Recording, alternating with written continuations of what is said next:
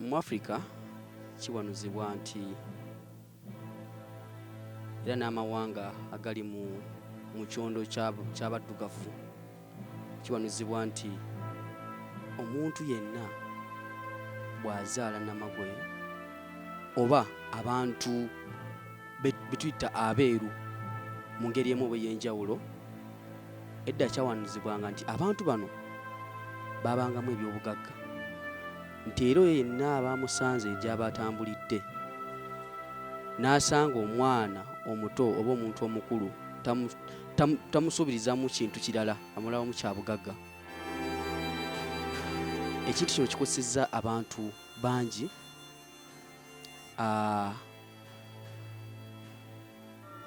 era emboozi y'Abannamagoye bw'ogiwuliriza erina ekintu ekirala kyekipotrayinga eri omuntu yenna gwe ali ebweru. Gwe ali ku Rock TV olunaku olwaleero, emboozi gye nkuleetedde olwaleero si ya ssanyu. Nsazeewo nkuleetere omanye obulamu bw'Abannamagoye bwe bayitamu. Abamu babalowoozebwa kusaddaakibwa kubafunamu bya bugagga. Abamu ku bazadde, tulabyeko ku bazadde abamu, bw'azaala Bannamagoye, abazadde abaami adduka mu maka n'agalekera omukyala olw'okutya bagamba nti Bannamagoye bo bwe bafa babula bubuzi. Naye ababaddeko ne Bannamagoye buno ababalabiriddeko ne twayogerako nabo, emboozi eno bagirina bulala. Naye olwaleero nkuleetedde emboozi ya mwana mulenzi agenda tuba tuwulira amaanya ge, obulumi bw'ayitamu, okutiisibwa kw'ayitamu, emirundi emeka gy'abuuse okusaddaakibwa nga baagalamu saddaaka olw'okuba Namagoye. Emboozi ye bw'ogiwuliriza obulungi ekaabya amaziga. Naye gwali eyo yenna, nze naawe ne Namagoye tuli bantu be bamu. Njagala tugenda kuba tunyumamu ne mwana mulenzi ono atubulire emboozi ye nga bw'eri, gwali eyo gwagenda otusalirawo. Mwana mulenzi gwe mbaleetera olunaku olwaleero muyimbi. Bw'omulaba ku stage n'embeera gy'alabikamu okuba nti Namagoye, tomanyi kyayitamu. Ayita mu buzibu bungi, ayita mu kutiisibwa kungi, abamwegezezaamu omusaddaaka be bangi. Ebyo byonna tugenda tubuliza mu mboozi ya mwana mulenzi gy'agenda okuba nga atunyumiza. Tovaako ku Rock TV. Nagamba Rock TV osooka kuba ng'osubscribinga okuba ng'ofuna emboozi zaffe ez'enjawulo. Abaalaba mboozi ya mwana muwala Joan Nakawunde ndowooza mukyagifollowinga. Yatandikira ku Rock TV, medias endala ne zigikwatako, ndowooza kati mulaba watuuse. So kati njagala tube nga tugenda mu maaso. Subscribe wansi awo obe ng'ofuna ebintu eby'enjawulo naddala ku mboozi zino ezikwata ku bantu, omuntu waffe, omuntu wa wansi era omuntu wa bulijjo, obuzibu ki bw'ayitamu. Tova ku Rock TV, subscribe. Nkomawo ne mwana mulenzi.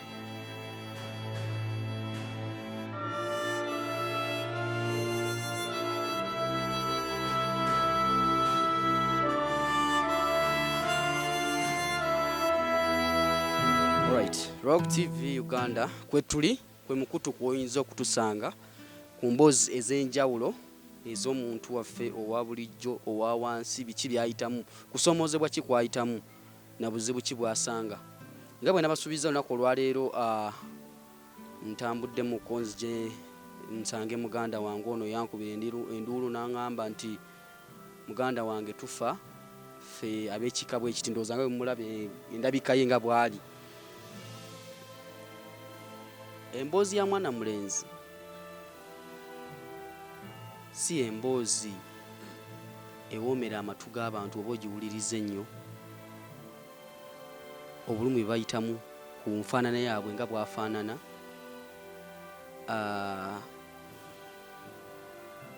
Ebyo byonna n'ebisingawo. Subscribinga wansi awo Rock TV Uganda ku YouTube channel yaffe, ojja kuba ofuna ebisingawo.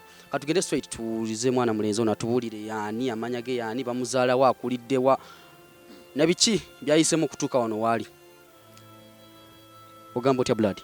Jani muganda wange gyebaleko ssebo. Amanya gaffe. Amanya bampita Nowa aka Zagga music. Oli muyimbi? Ndi muyimbi ni dancehall artist. Awo wenyini Zagga bakuzaala wa? Nzaala Iganga. Yeah. Tata we bali? Tata yafa 2013 October.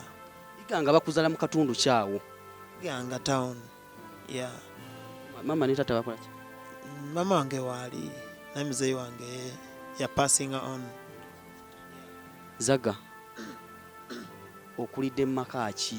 Okuwakula ne maama wo oba guwakula? Nakula ne mama wange ne mzee wange. Nenjawukana nalekera obeera ne mama wange after P7. Ya kuva mu senior 1 sali naye paka kati ya naye nga waali mama wange. Yeah. Primary osomedde mu ssomero ki? Primary nasomera Town Council Iganga ne Central Academy. Yeah. Secondary nasomera IPA Progressive nasomera ne Greenfields. Yeah. Mama bamuyitaani amanyage? Mama wange bamuyita Mwajuma. Mzee wange bali bamuyita Jonathan. Yeah, mzee yawumula. Awo wenyini emboozi ya Zagga mugiwuliddeko, azaalibwa Iganga, muzeeyi taata yawummula, muzeeyi maama waali. Akatono ke wakawulira ku mboozi eno gye tulaga ndowooza olabayo. Awo wenyini Zagga bwenjagala okubuuliza, mu famire yammwe oba ku bazadde bo kuliko omuwa ekikola ng'ekikyo? Teri. Oba anko oba ani? Oba ayinza okuba yaliyo maybe nga saaliwo. Yeah, naye nga simulabangako ndowooza. Baganda bo olina baganda bo bakufaanana nawe bati? Teri yenna gwe ndabangako, nze nzekka nze yeeraba. Yeah, nefaanana nzekka ewaffe. Mu famire yammwe oli mwana wakumeka era muli baana bameka? Family yaffe ndi second last born. Yeah, out of 10. Yeah.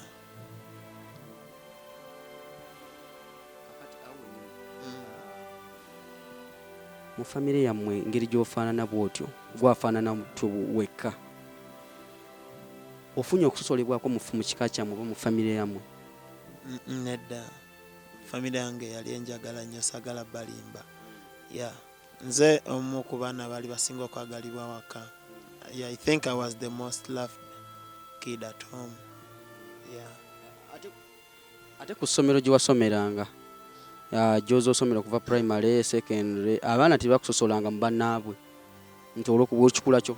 Ku ssomero nafuna challenges nnyingi nnyo. Yeah. Kuba abaana babeera bato. Omwana wa P1 omumanyi. Abatategeera byako, abatamanyi kino nti Katonda yakitonda bw'ati kitegeeza kino, kitegeera abakiraba nga bwe kiri era bw'atyo bwakijajinga. Kati challenges nazisanga nnyo. Yeah, nga mbeera mu baana 100 nefaanana nzekka, mbeera mu baana 100 temuli anfaanana. Bonna bakulaba mu ngeri zanjawulo, but nasigala nga nfokasinga nga siri ku ebyo. Yeah, nga nina okusoma. Naye gwe muli mu mutima wakirabanga nti bakusosola ngaokyakuyisanga kitya ku ssomero ng'olaba abaana bakwerondamu mu bannaabwe, kyakuyisanga kitya? Kyampisangawo bi. Yeah. Abasomesa tebalinamu muze ogwo gw'okugamba nti ono afaanana bw'ati nze sigenda bumusembere. Maye abasomesa balina obudde tugambe bwa coaching biki, nti oba omusomesa omutuukiridde omubuuza ekintu ng'agamba Zagga biki, tebakusosolanga? Anedda ekyo tekyaliwoko. Performance yalinga ate mu kiraasi? Performance yange yali nnungi. Yeah. Nakuba nina weakness y'amaaso. Ndi short sighted. Yeah, amaaso gantawanya kuva buto. Mzee wange yagezangako nnyo ngangulira glasses naye nga zimenyeka. Nali muto ate nga baziseera $3,000. Ate ebiseera ebyo $3,000 zaali sente nnyingi, $5,000, $4. Yeah, so challenge y'amaaso up to now entawanya. Tulaba bulungi. Ndi short sighted. Yeah. Awo nyini kati mu tuvudde ku ssomero kale ku ssomero challenge waziyitamu ez'okusosola challenge kijjukira ku ssomero kukalayo nga gwe bw'oli Namagwe yasinga okunyigiriza ennyo ku ssomero gye watya yakuleetera entiisa. Lunasooka ogenda mu P1 ku ssomero olunaku olwasooka. Ya musajja simujjukira naye yali musajja mukulu yajjanga nsaba enviiri. Ya Enviirizo nga nemerako nnyo ne ŋŋamba mukulu wange. Mukulu wange n'abeera nga protectinga ku ssomero naye ekintu ekyo kyantiisa nnyo nagamba naasoma kweri era buli ku makya nga ŋŋamba maama leero saagala genda naye wakanga tosobola butasoma muganda wange. Yali etteeka lyaliwo ng'olina okusoma. Naye ekyo ekintu kyantiisanga nnyo. kiki kye wasinga okutya nga bakusabye enviiri ng'omwana omuto kiki kye walowooza amangu ago lwaki omusajja ansabye enviiri zange mu bonna asabye zange? Nze nawuliranga mu African Society emboozi ezifaayo oba mu Ancient Life of Africa nti abantu abalina person with albinism nga nze nti ebitundu by'omubiri gwaffe bisobola okukozesebwa mu bugagga. Ekyo of course nakimanya mu bulamu bwange mbadde nkimanyi kuva mu buto. Era ekyo ekintu kyandaga bulazi mu mind nti omuntu wansabira enviiri kitegeeza n'omuntu asobola okugutwala gwonna aguggyeko enviiri. So nga mbeerawo ne ŋŋamba waka ekitegeera. Era one day yakikola ngenda olaba omuntu nga si muntu mulungi. Ekyanyamba ewaabwe waali kumpi n'oluguudo. Nensobola obbavaamu ne mbadduka ne ŋŋenda.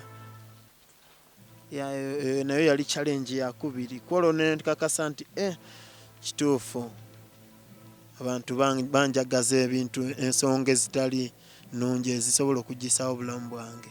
Embeera eyo yonna waginyumizaako ani nga otuuse ku ekyo ekyokubiri? Wanyumizaako ani? Wanyumizaako omukadde? Wanyumizaako muzeeyi? Muzeeyi yali akyaliwo? Muzeeyi yali akyaliwo. Muzeeyi yabimanyanga. Era nga wakwanga nga nvuga nantwala ku ssomero mwennyini. Muzeeyi wange yali musajja mugagga.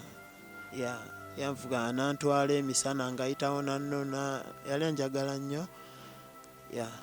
Yagezangako nnyo okunkuuma. Ebyo byonna nga biwedde tulabye kuva mu primary oyise mu mbeera ey'okugezesebwa okuttibwa basabye enviirizo. Obiyiseemu otya okuba ng'otuuse ku myaka gino? Weekuumye otya? Kuba kyemanyi watuuse ekiseera n'ova ku bazadde bo abaali bakuprotectinga. Weekuumye otya okuba nga essaawa eno oli wano we tuli? Nze omukisa omulala gwe nnina abantu abansosola gye bakoma okuba abangi n'abanjagala beeyongera bungi. Kati era nze emikwano gye ginkuumye ne baganda bange. Nti era abantu bwe banga ba 100 5 tegakwagala 5 gakubeererawo. Bwentyo bwe mbaddewo Katonda bw'atyo bw'azze akikola up to now.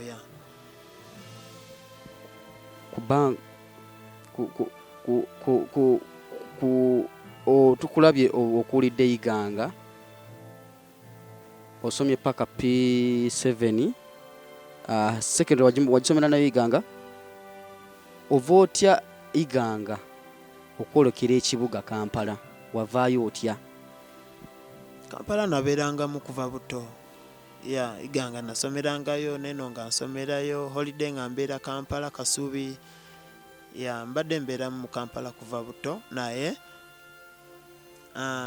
nayagala okutandika okuyimba nga tendaba endonge omutima gw'endongo guli Kampala. Tosobola beera Iganga, tosobola beera wantu walala. Ne ŋŋamba kansaleyo mbeere Kampala nnyimbe. Ekyokuyimba kyakujjira ng'okomye mu kirasi ki? Wali okomye mu kirasi ki? Ekirowoozo ky'okuyimba nava nakyo buto mu P4. Era nze muzeeyi wange singa yali yansuubizanga kale nja kugulira piano, nja kutwala mu ssomero yige music nga ndi mu kyakuna. Naye teyabikola bambi naye Katonda amusonyiwe yawummula. Music nvudde nayo kuva mu buto. Saamutandika mbu maze kusoma, saamutandika mbu nkuze ntandise kusiba nviiri. Bino byonna bize luvannyuma zino 3. Ate zino 3 era nzifunye kwekuuma. Waliwo abantu abankwatako ne bantwala wayiseewo ebbanga myaka nga 8. Obampamba ne bantwala kiro bali befudde mikwano gyange nga nali nva kuyimba ne bampamba ne bantwala baali balaganga abantwalako ne basibira awantu we saategeera ekitegeera ne bansibako ekigoye awo ku maaso ngenda owulira bankeberakebera by then nalina tatu emu ku mukono guno ne bandaba ne tatu ate n'amatu nagawumula nze nawumula amatu gange gombi nga nkyali muto nga nkyali mu ssomero era kwekuuma ebyo bintu bibagamba nti basaddaaka kitegeera kuba nawuliranga era nti we bakusanga ne tatu oba ne pini nga wawumula amatu biki oba tobakolera mikolo gyabwe kati abo abantu abampambako olwo bandabako tatu n'amatu nga mawumule ngenda obbawuliranga bagamba takola mikolo tumuleke kale ze zino tatu ze mulaba nzikola tatu zino nzirina okwekuuma era ndowooza eno ogiraba kyegamba this is Isaiah chapter ya Bible verse 54 chapter 17 egamba no weapon fashioned against me shall prosper and every tongue that shall raise against me shall be condemned in judgment. Bino ebintu mbyeteekako kwekuuma okitegeera kati eno chapter ya Bible enkuuma kwabo abantu abagala okunkolako saddaaka ne style yange ya music bintu bibiri but ekyokwekuuma kyo kiri kyamakulu nnyo gyendi. Abantu bangi bafaanana nga ggwe bali eyo bayita omukunyigirizibwa kw'amaanyi nnyo naye tebanafuna ddoboozi livaayo. Bubaka ki bw'oyinza okuweereza abantu abakulaba oba okutwalira wamu ne gavumenti yaffe gye tulimu? Bubaka ki bw'oyinza ogisindikira? Okusaba kwe nnina nkutwalira gavumenti strictly nsaba gavumenti okusaba kwe nnina nkutwalira gavumenti ne President Museveni president waffe jjajja asensitizing societies abantu balina okuba nga bamanyi nti buli kintu Katonda kyatonda kiba ki equalizinga to the other nti ffenna twenkanankana maaso ga Katonda. Nsaba Muzeeyi Museveni oba nze asobola okumpa amaanyi to empower me nze ekyo nsobola okikola okusensitizinga abantu nti omuntu ali yatondebwa nga namagoya oba omuntu alina albinism taba muntu mubi mu society.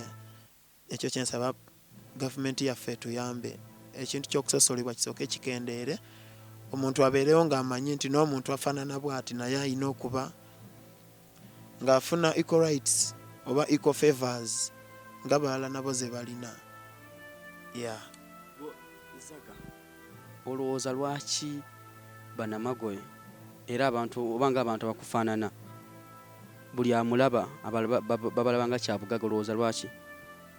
Ekyo nange nakisangawo simanyi naye abakkiririza mu sitaani be bakola ebyo naye nze nzikiriza mu Katonda naye nga nange nabisangawo nga mbiwulira kuba sinze yasooka ozaalibwa bwe nti wali abazaalibwa ne mu gy'ekinaana ne mu gy'ensanvu ne mu gy'enkaaga so those things existed before me.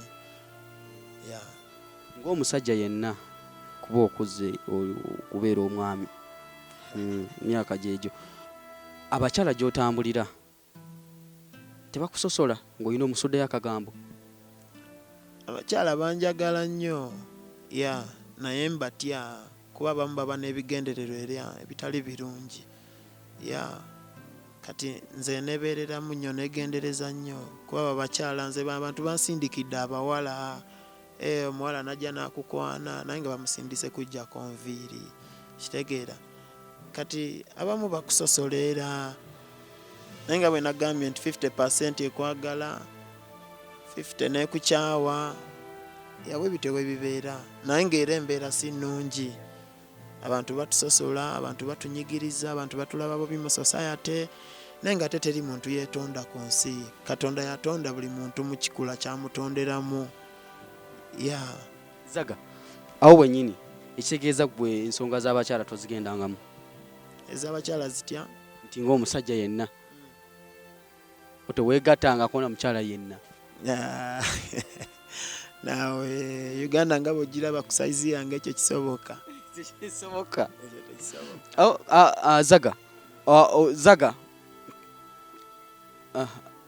Zagga obulamu bwammwe ensusu zammwe buli kye mukozesa kya bbeeyi okuba nga mwekuuma gwe esente ezo n'obuyambi ki bw'olina ani akuteekamu ssente alina okulabika nti gwe weekuuma ng'olususu olulabika bulungi kuba bagamba olususu lwammwe kya bbeeyi kizibu nnyo okululabirira okikoze otya? Era nkozesa sunscreen. Nze ebizigo bye nkozesa si bye biri ku market mu maduuka. Nze ebizigo byange tobisanga mu maduuka. Ebizigo byange biva Bulaaya era bya bbeeyi. Okikola otya era ani akuteekamu kasente okuba nga bikugulira? Nina babindeetera famire yange. Famire yange tensuuliridde. They are together with me kuba bamanyi muganda waabwe kikyali. Ne music. Music mbadde muyimbye. Nfunayo kivulu kimu mpola mpola ng'obumanyi obulamu bugenda mu maaso.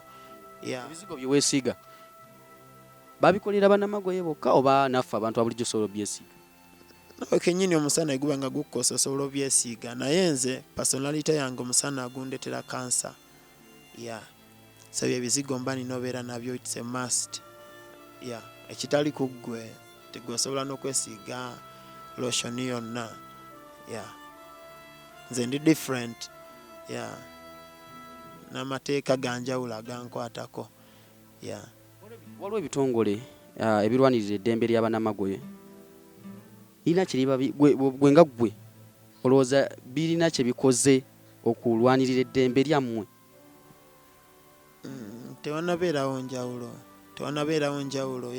Kuba nange kennyini ondaba wano nze ndi muyimbi, nyimbye ennyimba ezikubye abantu bammanyi, naye era nze ntwala music wange ku TV nosanga bapresenta ne bakusosola ate ng'ebyo ebintu byandibadde bitandikireyo ku TV, ku TV stations kubeera program gye ziyita okitegeera, naye twala music ne bagaana omuzannya lwakalayo presenta n'atakuwabudde webityo. Kati nze ndowooza kunyigirizibwa kukyaliwo kungi ne musical nze ng'omuntu nyigirizibwa.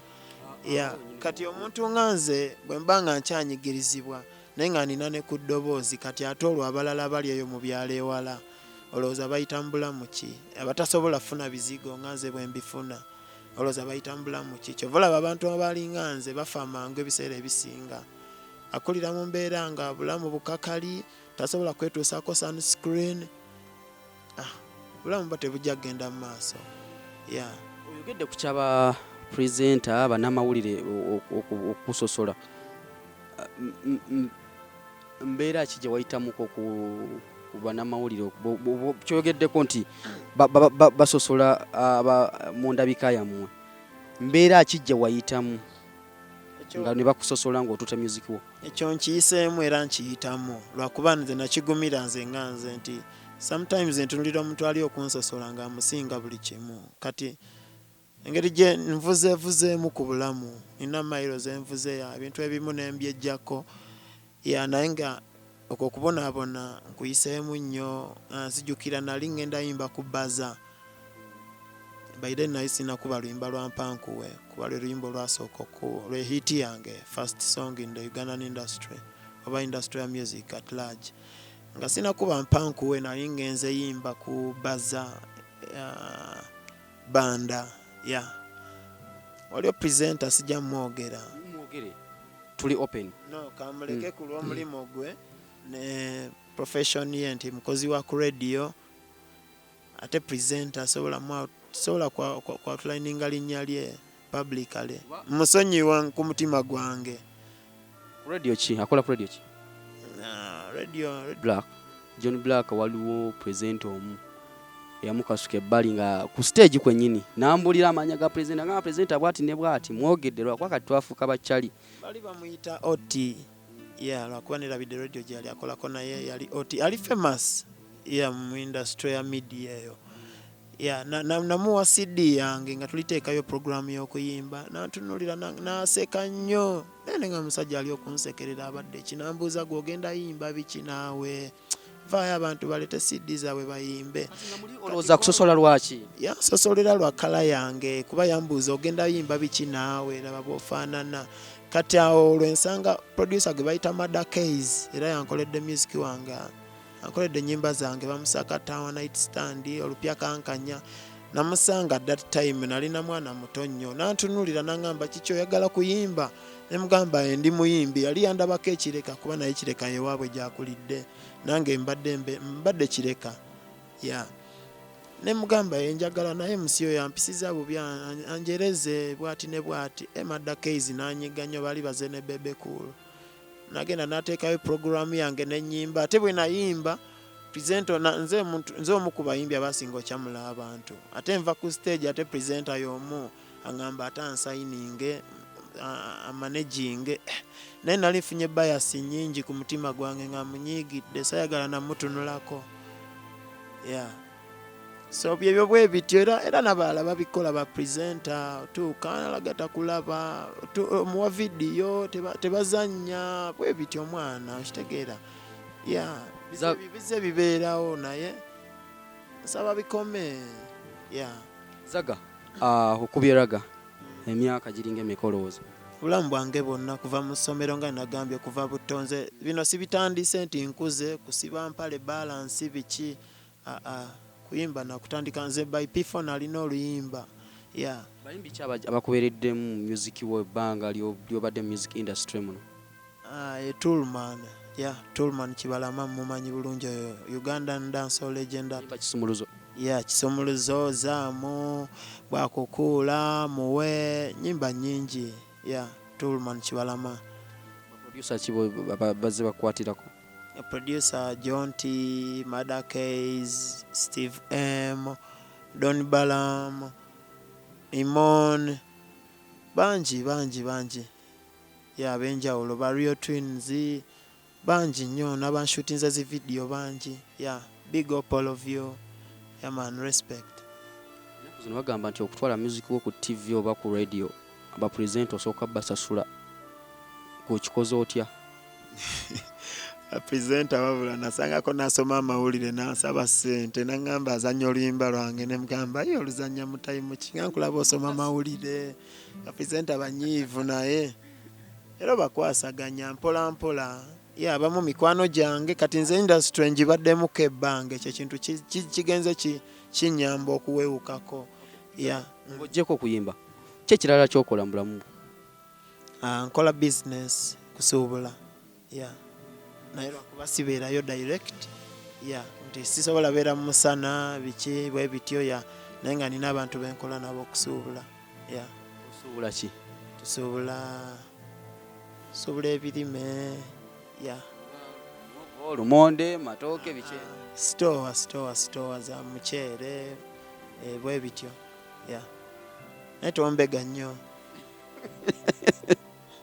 Awe Rock TV Uganda emboozi eno gwatulaba era yonna gy'osinzira okubanga otulaba emboozi ya Zagga ekwasa ennaku lwakuba ye yaguma n'amanya kikyali n'obulumi bwayitamu n'akimanyiira embeera gy'alimu ye taginaako buzibu naye okutiisatiisibwa kubayitamu nga bannamagoye bwe buzibu bwasanze era n'okutiisatiisibwa kungi akyakusanga awo wenyini waliwo emboozi etambula mu maaso awo twagala tunyumizeemuko of recently yafuna abaali bagenda omuwamba bamutiisatiisa era nawe biri awo. Zagga awo wenyini njagadde kubuuza olinayo ku mwana ogambye omukyalo olina biki? Sirina just ngambye sirina mbuzi naye mukyala sirina era. Omukyala wabajja ali nga gize nti Zagga biki omwagala? Kisinziira waba asaana nga alina ebisaanyizo bye neetaaga. Bisaanyizo ki Zagga? Ebisaanyizo sibitimba ku TV, si bya kamera, byange mbyesigaliza kuba mbyogera wano oli asobola ogenda neyetuninga n'abifaanana najja ng'ate si byali. Awo wenyini njagala okubuuliza Zagga, mu bakyala abeeru n'abaddugavu osinga kwagala mukyala kikaaki? Nze omukyala njagala mayindi ye okusinga nsagala kala. Tuyagala kwagala mukyala mweru mukwatagane mu ndabika? ekyo Katonda yakireeta. Katonda asobola oleeta omweru, asobola oleeta omuddugavu, naye nze omukyala ntunulira nnyo mu mayindi ye, ategeera atya kuba omukyala bw'oyagala akabina n'amagulu era ojja mmaliriza nga akabina n'amagulu biri awo tolina ky'obikozesa takutwala mu maaso. Kati nina abakyala babika bisatu. Nina omukyala omuyimbi, nina omukyala business lady, nina omukyala agenda okutuula ewaka nga talina kyakola. Kwabo oyagala kwani?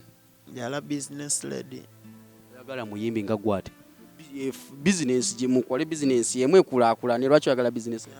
Tukola kasavu kanyama okyusaamu. Tuyagala mukyala muyimbi. Lwaki? Tuwe ensonga. Olima lumonde ate tekitegeeza nti ogenda kulya lumonde paka okitegeera. Kuba omuyimbi tekitegeeza nti nafuna muyimbi. Nze ndi muyimbi nenetaaga ate omuntu akola ekintu ekirala ekintwala mu maaso. Nti omukyala waba akola business ate kiba kirungi nnyo. Nange manfunye omukyala agenda okuuma ebyange. Nga alina mayindi ya business ekyo kiba kirungi nnyo. Mukama akuyambe n'ofuna omukyala ow'ekikula kyo nga gwe bw'oli omuwasa. Babazze nga echoice gye nkoze muwasa.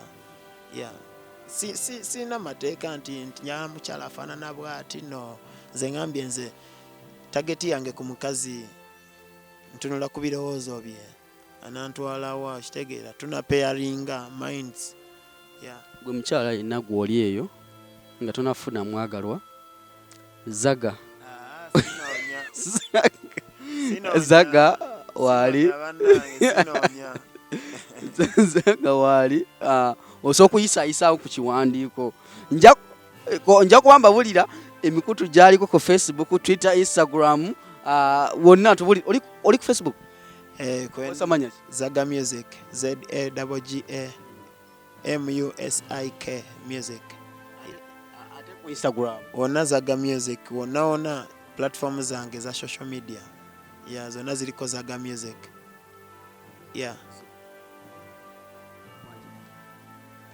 Social media platform zange zonna nze bampita Zagga Music.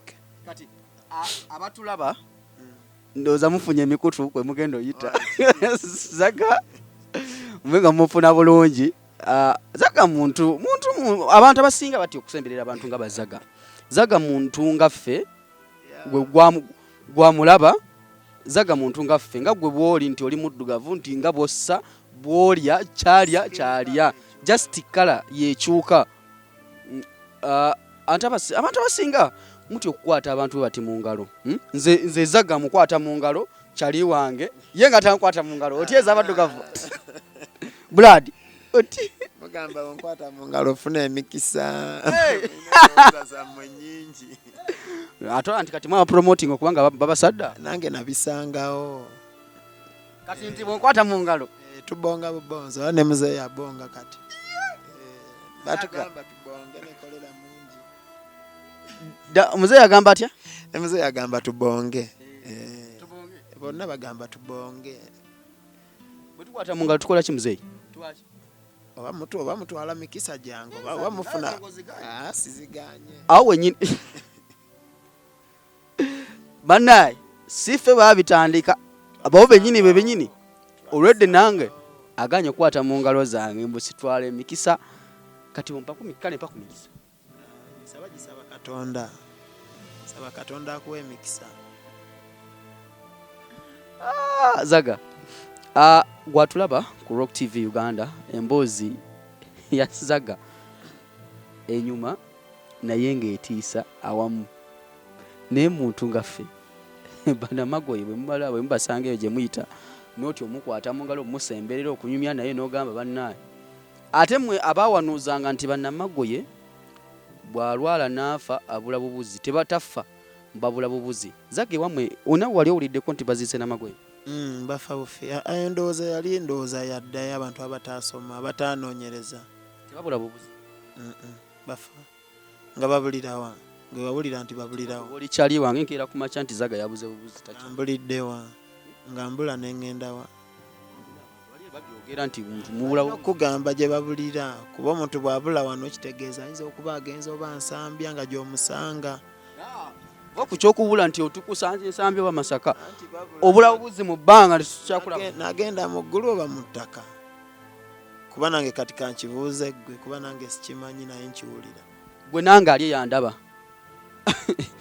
Emboozi ya Zagga eno tutandikidde mu nnaku naye gye tuwunzikidde ndowooza mulabye nti bantu nga ffe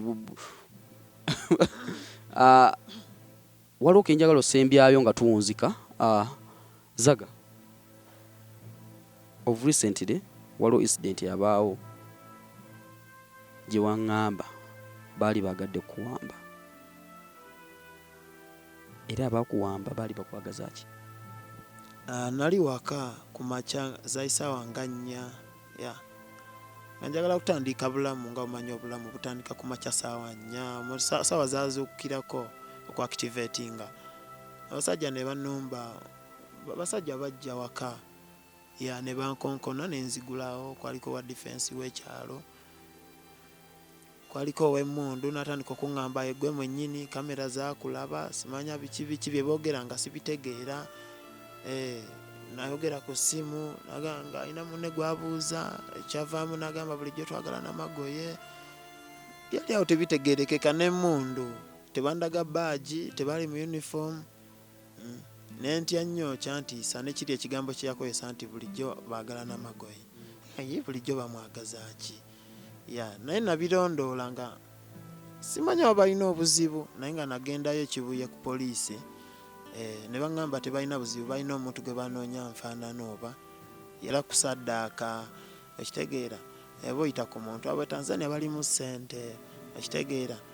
Era balaba kuti era osanga abantu oluusi ne bagala okuteekako amaanyi. Naye ng'ate embeera tetuuka ku nze nzekka. Bantu bangi across the country, across the world. Kyova olaba mbadde nkowoola Muzeeyi Museveni. Kiba kisoboka nze nsobola okulidinga movement eyo ey'okuacknowledginga abantu n'okubasensitizinga nti abantu abalinga ffe tebalina tabbu. N'ekirala nze ndi muyimbi naye wali abantu abalala baagala okuyimba abalinga nze naye tebasobola, babasosola bintu bingi, abantu tebabakkiririzaamu okitegeera. Naye kati nze nga nze mpiseewo nti nze abantu bammanyi, nze abantu abalinga nze nsobola okubayamba ne mbajjayo. Oba nenzimba studio nenzimba ne home projecting eyamba abantu abalinga nze kye kintu kindi mu mutima era kinnumiriza nnyo. Njagala otandikawo projecting eyamba abantu abalinga nze arts in albinism. Omuyimbi mbeere nga nsobola omukwatako n'ayimba, ayagala okukola kyakola nga nsobola omuyamba naye nange sirina busobozesi. Kyeva nkowoola gavumenti bwe beeraba interview yange eno nsaba bambi wabeewo ekikolebwa mutima mulungi kuba bino embeera yonna ya Katonda yekka yalina answer. Zagga, oli muyimbi. Ekyo kyo kuva we twatandikidde ogamba oli muyimbi. Omanyi akola ki? Omanyi ndi musomesa, musobozi mwowino. Nze gwe nkimanyi wandaba ndi sitanga nze Zagga. Ng'oli sito kikuba. Sinze Moses, nze erinnya lyange siri eryo lye bambatiza neyita Zagga. Era erinnya lya Zagga nalitondawo era ne nditambuza okutuusa we lituuse. Erinnya Zagga lwaki wasalawo okwetuma Zagga? Bw'okivunula Zagga kiri mu lupatwa, nze ndi dancehall artist. Naye bw'okikyusa n'okiza mu luzungu kitegeeza big up. Bayimanyi eno Ziggy Zagga. Etegeeza ki eyo? Etegeeza ki? Esigimanyi. Zagga kitegeeza big up. Ate kati nga bw'ongambye nti watandika dda mu buto okuyimba, manyi mu P1 mu P2 wabeeranga ne Ziggy Zagga ate nirowooza nti kati gwe ejo wali wakayingira mu ssomero n'ogamba nze kankiteme neefuula Zagga. Nedda sebo ebintu nzize mbisoma dictionary za patwa. Kirasi ki wakomamu? Nakola nasoma ne mmalako nenkola ne course. Nakola course nesagala kumbega nnyo. Okay, Zagga nga tuzze ku side ya music. Kuba kati course gye nakola newe mba nakola ya busawo newe bayaba pilot sibyennimu ndi kuba ndongo. Twagala kukubega. Abiri byaggwa. kubanze kati siri mulamwa Napoleon naye nasoma nnyo Napoleon Bonaparte ne tusoma biki naye kati ndi mu ndongo. Yeah, so ebyo just njagala ne tubita kungulu ne tubiyingiramu nnyo. Ya 6 yo wagikuba olukumu. Byagwa bina bisoma ebyo. Zagga kumbuza bya Spice Diana. Wakola combination ki? Sina answer zammwe mwana. Wasoma ne Spice Diana. Spice. Kigwa soma na oba celeb kigwa soma na kusomera. Ba Vampino naye bali bakulu bange. Ba Fordabo naye bonna bali bakulu bange. Sina mumiro kyeryo. Sina muliji yange jinja. Sina muliji yange mu music industry. Ya kuba bonna bali bakulu kunze kasija gamba nti nabe nasoma nabo. Okay. Zagga oli muyimbi. Nyimba chizo wakafulumya sofa albamu hiyo. Nze nyingi. Yeah. Kale recent lulimba chiri wakata olutambula kati oli mu training. Olimba olio training kati. Video audio. Zonna kale olimba wakata. Zenatandika ne mpankuwe ne Tulumani Kibalama. Nkoyo mukwano gwa mpankuwe. Bulirwe nkugamba ko ngamba mpankuwe. Awo wenyini Tulumani omusanga wa kuluyimbo olwo kuba mpulira nange nalulirako mpankuwe. Tulumani mwakwatagana mutene Tulumani ngebu tyakusosola mukolaga Zagga chichi. Tulumani enfanana yange ate ne okuba nti ndi brave ate ndi solid ne style yange kye kyamuleta gyendi gamba ono kyali afanana bwati naye teyetya ate nga nkubira ddala ganga bommanyi kati Tulumani ansanga mu siriki nga ndiyimba ya Tulumani bali ne striker ene bandaba nga nkuba nnyo ene begeyamu awo Tulumani agamba striker we kyalinze ngenda muteeka ku mutto awo Tulumani wennyini we yansalirako ya ne tukola neyo tune ya mpankuwe tulina ne tune empya eryo training kati erina ne video bagita atakulaba ya mujinonye ku YouTube kweri just subscribe ya atakulaba Tulumani and Zagga bayimbi kyabe abamanyi bozoyimba nabo nze w'amaanyi abamanyi be bali wabotegeeza ate ninge yakolako mu video ne ba radio naye era kitegeeza ndi w'amaanyi okubali nga toli w'amaanyi ya naye nga nali nkozeko nkoze ne ba Good Life Palaso Can't Let You Go wakuba mulaga jajiraba bega nnyo ambeganya ate nga CID ate nga tuli mu interview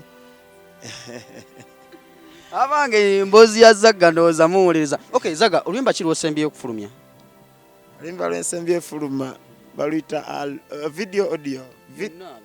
Oluyimba lwensembye nina nyimba 2 empya ziri audio. Era ndi ku planning shooting a video very soon. Yeah. Olala baluyita alo, olala baluyita kankanya.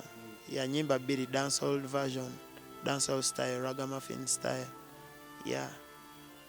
Nyimba ziri 2 empya nenga nenkadde nzirina mbungi nezikya trending nzirina ziba musakata zatakulaba ziwa night stand love yo wokoma Monic Rhythm zina nyimbye n'abayimbi bangi olusembye zeze 2 singo zizange endala oyole bayitalo bamusakata banangeza gokuba banangeza gonzita kawala go kabirachi